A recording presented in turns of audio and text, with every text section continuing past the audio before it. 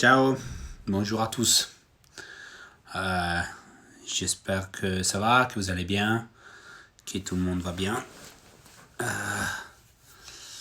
Vous connaissez maintenant un peu cette pièce, la pièce euh, de la maison. Ça veut dire que je suis encore ici, comme d'habitude. Je pense que vous allez bien la connaître pour plusieurs semaines. Ouais, peut-être il faut que je mette quelque chose dehors. Je suis en train de profiter de toutes ces périodes à la maison pour mettre quelques décorations. Je sais pas si la lumière est bonne. Attendez. Un peu plus de lumière, peut-être. Voilà. On verra bien. Je cherche de faire un peu plus rapide aujourd'hui. J'ai vraiment envie de passer quelques temps avec vous, de parler un peu. Comment ça va pas. Vous donner quelques stats en plus. Vous avez vu, je pense, les derniers chiffres de la protection civile. C'est des choses qui font peur, font un peu flipper. On attendait aujourd'hui, selon les estimations du gouvernement italien d'il y a 5-6 jours, on attendait pour aujourd'hui les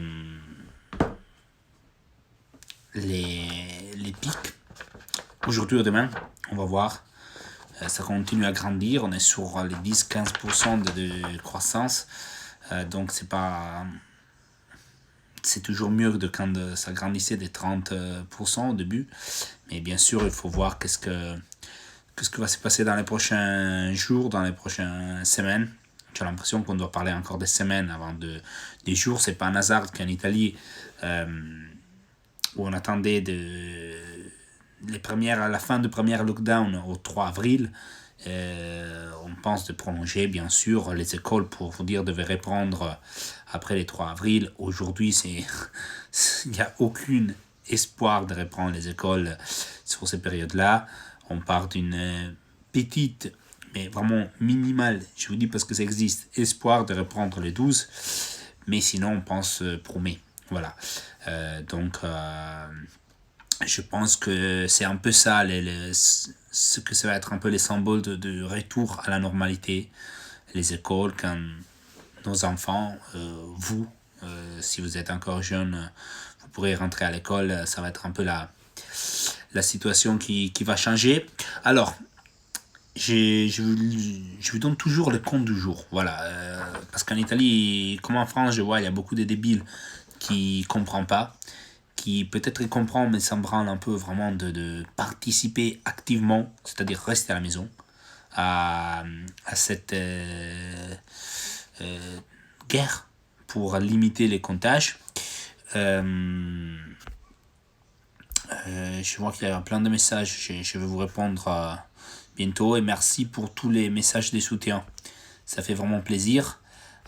C'est beau, les confinements en Italie se passent. Pour moi, au moins, ça dépend des jours. Ça se passe bien ou un peu moins bien.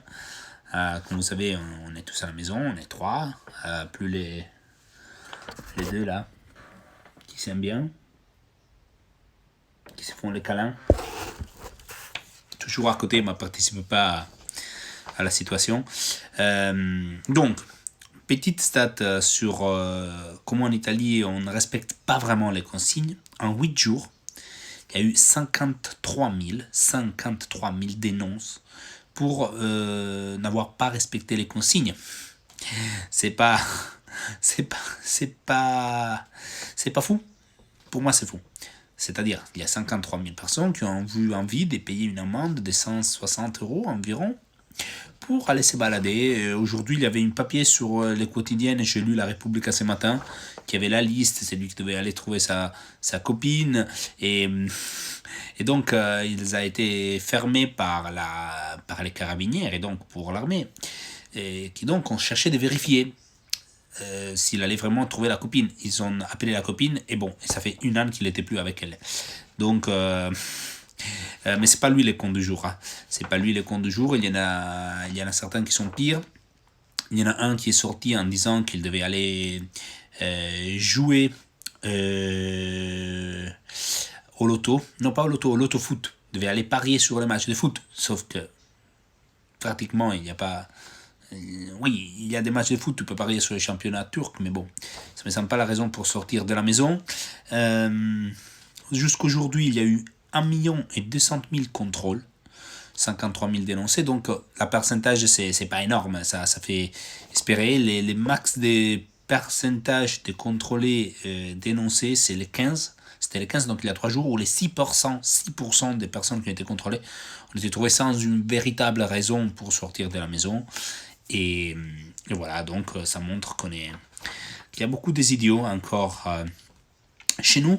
Mais les comptes de jour, voilà, parce que les comptes de jour, c'est une histoire qui a fait vraiment d'un côté froid au dos, parce que vraiment, c'est idiot. C'est un type de Caserta qui a été trouvé par les policiers après avoir diffusé une vidéo où il crachait dans un rayon fruits et légumes des supermarchés. Il crachait sur fruits et légumes.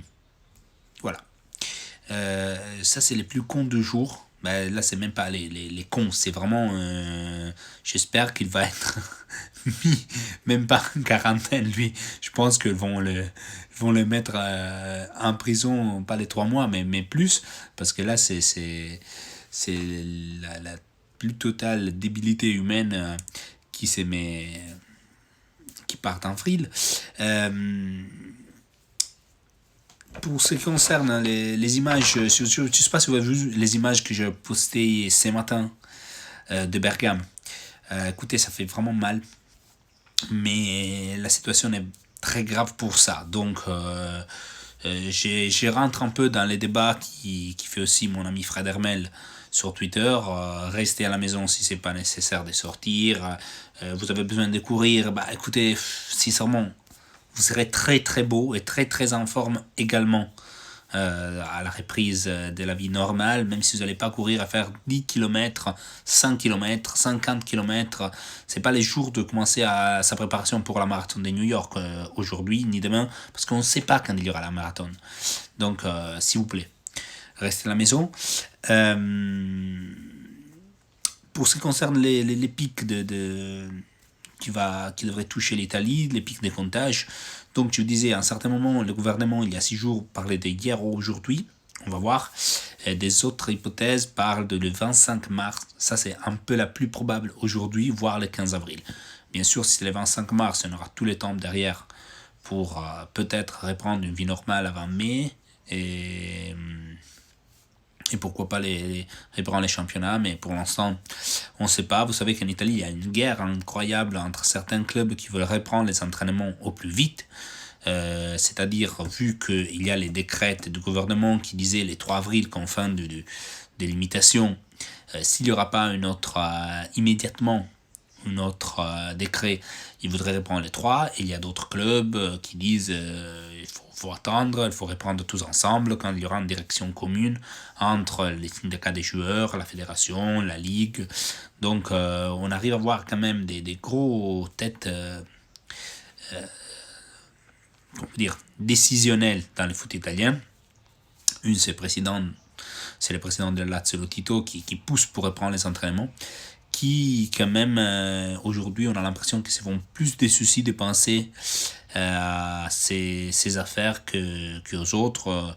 Même Brescia à un certain moment il est rentré un peu dans le vif du débat parce qu'il avait demandé à les anciens entraîneurs sous contrat de se présenter au centre technique. On avait l'impression que c'était une discours fait pour avoir une cause de licenciement s'il ne se présente pas. La Juve va répondre pour moi avec tout le monde, c'est-à-dire moi j'espère qu'à la fin d'avril, voilà, après le 20 avril, moi c'est mon espoir, je dis rien, j'ai aucune information sur ça parce qu'il faut dépendre, tout ça dépend de la situation de comptage, du gouvernement, de la ligue, de la fédération, de médecins italiens et des médecins sportifs italiens et dernière chose, des joueurs. Donc moi j'attends de voir J'attends de voir un peu, mais j'espère pour la fin d'avril qu'ils peuvent reprendre cet entraînement et après partir. Higuaín, il y a une info qui est sortie avant sur Republica, qui a été reprise un peu par réédité, contrôlée par d'autres sites qui disent que bref, il a été testé négatif et donc il a pu partir pour rejoindre sa mère pour des raisons familiales importantes. Selon ce que disent la Gazzetta, même Pjanic et Khedira ont quitté l'Italie après avoir eu la réponse négative du test.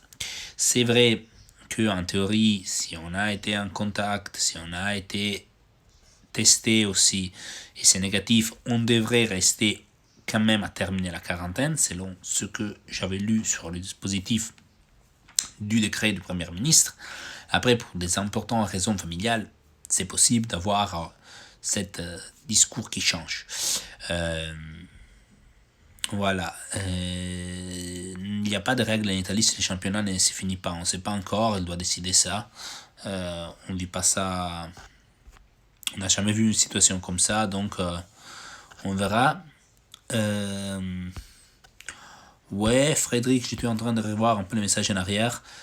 Oui, les types avec les Pokémon, pour l'instant, c'est les comptes de la semaine. Alors, aujourd'hui, c'est jeudi. Je vous jure, les amis, que j'oublie totalement que le jour de la semaine est aujourd'hui. Je suis un peu partout. J'ai l'impression que tous les jours se rassemblent. Donc, pour moi, chaque jour, c'est plus un. C'est pas le lundi, le mardi, le mercredi. C'est plus un rapport à hier. Et j'espère qu'un jour, on aura une date pour dire moins un en rapport au jour de la reprise de la vie normale. Voilà. Pour le reste, aujourd'hui, je ne suis pas sorti. Donc, photographie, vous raconter quelle est la situation dehors, sauf de mon balcon. Et en parlant de balcon, je vois une chose qui a pris un peu l'importance, l'envergure en France qu'on faisait en Italie, qu'on fait toujours en Italie, c'est les applaudissements, les chansons, des balcons. C'est très beau. C'est très beau, mais je vous répète, les applaudissements peuvent faire chaud au cœur, mais on se retrouve dans des situations où les médecins n'ont pas de masque, n'ont pas de combinaison pour se protéger, où il y a des soucis aussi, je lisais aujourd'hui, dans les hôpitaux pour les médicaments, parce que nous on parle tous de coronavirus, mais toutes les autres pathologies sur lesquelles les médecins combattent jour après jour, elles existent encore. Donc voilà, il y a plein de façons d'aider. En Italie, il y a beaucoup de gens qui ont je pense 8000 qui sont donnés volontaires pour aider. Voilà, si vous pouvez les faire, si vous avez la chance, la possibilité de les aider, l'envie, faites-les. Je connais des personnes sur place à Bergame, je connais des gens de Bergame qui ne sont pas Bergame actuellement parce qu'ils étaient partis avant, mais qui sont en contact avec des gens de Bergame. À Bergame, je connais les gens du club. Voilà, la situation est... Vous l'avez vu, et je pense qu'il n'y a pas de... Après la photo d'hier soir, il n'y a pas besoin vraiment d'expliquer qu'est-ce qui se passe à Bergame. Donc, c'est la voie en italien, comme on définit. Aujourd'hui, l'Italie a dépassé les totals des morts de la Chine. C'est incroyable si vous pensez à combien de monde d'habitants ici et combien en Italie. Après, voilà, on n'est pas sûr qu'en Chine, tout a été communiqué immédiatement, qu'ils ont travaillé tout de suite sur, avec clarté sur la diffusion du virus. Je ne sais pas, je suis pas Donald Trump qui accuse la Chine. La Chine est en train de nous aider énormément avec des médecins, avec des tonnes de matériel technique et sanitaire. Vous savez que demain devrait partir de Cuba un avion avec des infirmiers spécialisés qui ont lutté face à l'Ebola là-bas pour venir aider l'Italie. Donc, en tant qu'Italien, moi, j'aurais que des milliards de merci à dire à tout le monde. À tout le monde. Parce que ce que beaucoup de monde est en train de faire pour l'Italie, c'est magnifique. Après, voilà, il y a d'autres pays qui vivent la chose différemment. En Turquie, on joue. Aujourd'hui, c'est commencé les championnats en Biélorussie, je crois. En Biélorussie, je crois d'avoir vu c'est c'est c'est étrange. Il y a beaucoup plus, il y a toujours plus de mairies et des, qu'on peut dire, des gouverneurs des régions qui sont en train de demander l'aide de l'armée. L'aide de l'armée pour gérer tous les cas des gens qui sortent dans la rue.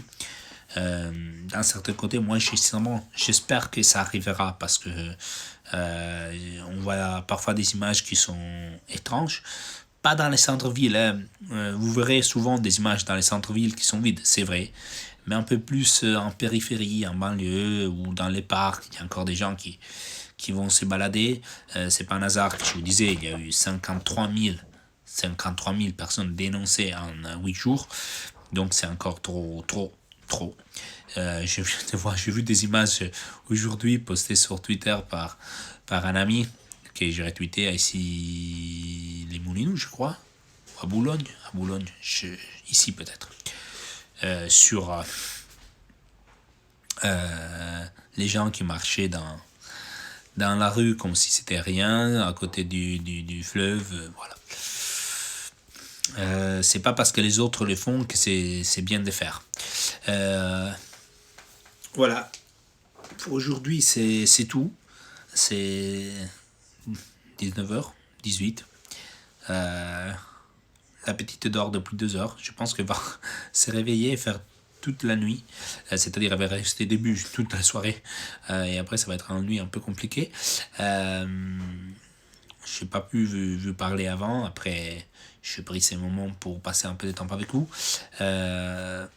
J'espère vraiment que tous entre vous allez bien, vos parents, parce qu'on sait très bien, comme je disais hier, les 48,5% des gens qui sont morts ont plus de 2 pathologies, voire 3. Donc c'est vrai que ça frappe beaucoup les malades, les personnes âgées, mais nous tous, on a des personnes âgées qui ont parfois des pathologies qui en aiment beaucoup, et c'est pas pour ça qu'il faut penser que c'est logique qu'un virus qui arrive de nulle part puisse leur voler des années de vie ou même des mois ou des semaines, parce que parfois on a des proches qui sont dans des situations compliquées. Donc voilà, restez à la maison plus que vous pouvez. Si c'est nécessaire, sortez, et quand vous sortez rapidement et rentrez à la maison. C'est comme ça que nous on peut battre tous ensemble cette merde des virus. On se voit demain avec grand plaisir, et merci encore pour ces moments passés ensemble, et j'espère bientôt avoir de belles infos de football, de mercato, de dates, de reprises, et parler des choses très belles. Parce que là aujourd'hui, quand tu vois que chaque jour, pour le deuxième jour d'affilée, tu as plus de 400 morts, ça commence à rentrer dans ta tête que ça devait sortir très vite de cette cauchemar, et par contre on est encore plein dedans. Gros soutien à tous, et à bientôt, ok? Ciao ragazzi, ciao.